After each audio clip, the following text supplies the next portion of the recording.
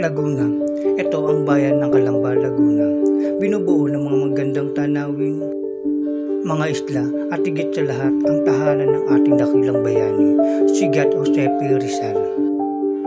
At maraming pagbabago sa larangan ng historical, ekonomiya, infrastruktura, pagdagsa ng trabaho para sa pamumuno ng aming butihing Mayor Rose. Ngunit sa kabila ng paglago ng mga trabaho para sa maraming manggagawa ang nagkakasakit. Isa na rito ang pagkakaroon ng pagkalat ng HIV na sa tingin ko ay nararapat na pagtuunan ng pansin. Libo-libong Pilipino ang tinamaan nito at kinakailangang pagtuunan ng pansin bilang parte ng aking advokasya.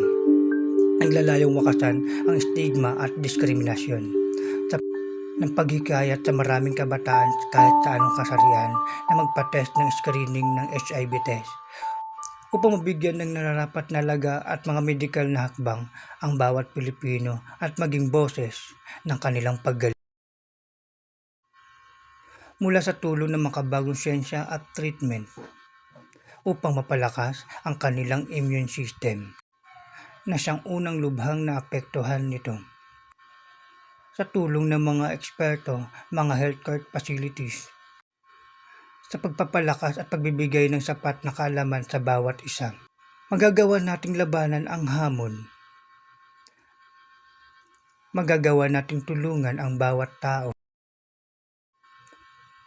at pagkakaisa nating lahat tungo sa paggaling nila, sa pagkakaroon ng sapat na suporta sa kanila. Magkaroon tayo ng isang ligtas at masayang bansa. Sama-sama po tayong magligtas. Let's secure a safe society and HIV free.